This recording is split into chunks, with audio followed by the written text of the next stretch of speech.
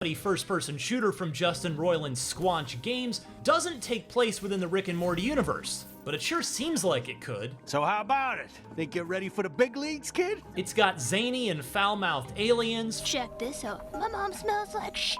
fantastical settings, and a sense of humor that's 100% Roiland. Lodi's my name, and Trunglefunk's my game! From the interdimensional cable-style animated shorts that act as TV commercials in the High on Life universe, Let me show you an example of what I have accomplished with one of my clients. to your default talking gun, a pistol named Kenny sounding exactly like Morty. No, we know how buying stuff works. I played a few hours of it, with the developers being careful not to spoil the opening minutes, but otherwise letting me have free reign to choose any bounty I wanted in any order I wanted during my hands-on time. In short, there's more to High on Life than I expected, in the best of ways. I expected a funny FPS with some gorgeous game worlds, and it's got that for sure, but gameplay-wise, it also layers in upgradable weapons and skills, All right, there you go. One Dodge unit. Have a nice life. side quests, and literal hours of comedy in the form of commercials, movies, and NPC dialogue that you can simply hang out and be entertained by, should you so choose. There's a goddamn bottomless pit over here. Oh, you think? Oh, whoa, you just killed my fucking brother, Joey Mac and Cheese brother. Holy shit, dude. Add it all up, and it's a refreshing change of pace for a genre that normally takes itself far too seriously. Well, to be honest, I don't care if you live or die. You know that. You know my whole deal. But hey, it's your funeral. So go check out the Bounty 5000 whenever you're ready.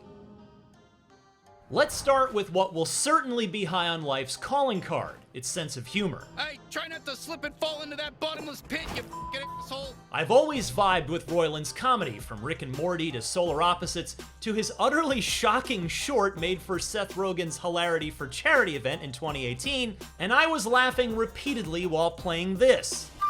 Honestly, he's pretty good. Combat is more layered than it first appeared. Sure, you've got 4 unique guns, but it's the abilities you can buy from in-game shops, like a dash, a forward slide, and health and weapon upgrades, that allow you to feel more powerful in firefights the further into the game you get.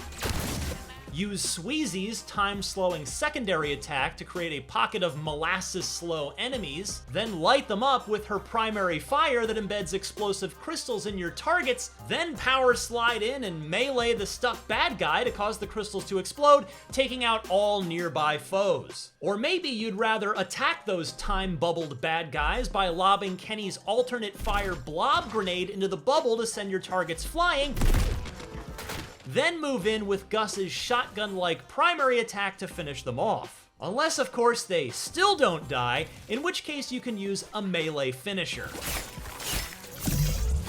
There's a surprising amount of combat depth here. It's also organically replayable. Roiland emphasized this to me during my extended hands-on gameplay session. It's not purpose-built to keep you playing it over and over again, grinding away for some better item. No, this is a single-player story-based game, but a natural side effect of having 4 primary weapons, each of whom has a distinct personality and a deep well of bespoke dialogue, But why'd it have to be in this busted desert wasteland? Which is a great name for a strip club. is that you can play sections again and enjoy NPC conversations all over again, as they'll go quite differently depending on which gun your mute protagonist has equipped at the time. Just tell all your buddies about it. I'm the goop guy. I do goop stuff. I'd like to take a minute to talk about the art style next. Quite simply, High on Life's Unreal Engine-powered alien worlds are vibrant and delightful to look at. It's a far cry from the grays and browns we're used to seeing in many first-person shooters. The Zephyr Paradise biome in particular, where a village of adorable bear-like aliens called moplets reside, was filled with a gorgeous array of pinks, blues, and greens. And perhaps that's a subtle way that High on Life amps up its humor, by contrasting the pretty scenery with its unabashedly crude language. They just eat up scrap metal. And trust me, scrap metal tastes like shit. Visually, this game is somewhat reminiscent of Oddworld, an influence that Roiland readily admitted to. While yes, humor is subjective, to my ears, High on Life is funny. I don't care if I fed this piece of shit Gooblo. Jorb, how could you say such a thing? It's also relentless. You can and should stand around waiting for NPCs to say more funny stuff because they absolutely will. This bridge ain't never getting fixed. You know, if we fix it, we're out of a job, so, you know, we're taking our sweet time, you know? Roiland told me that he and the Squanch team wrote a ton of material for this game, and that's evident after playing a few hours of it. Okay, it. Switch to Kenny. Switch to Kenny. I keep getting sand in my eye. The comedy comes at you from all directions, from your guns, from your enemies. Me too! I'm all fired up! I just want to start some shit! Heck, you can find entire feature-length B-movies hidden in here, licensed and riffed on Mystery Science Theater 3000 style. I'm gonna kill you, man! I'm gonna kill you! The big question is whether or not High on Life has the gameplay to back up its sky-high pile of jokes, and so far, it's looking very promising. All the other recruits are dead. Do we get a medal or something? For more on High on Life, check out our IGN Unfiltered interview with Justin Roiland, as well as our reveal of Gus, the High on Life gun voiced by JB Smoove.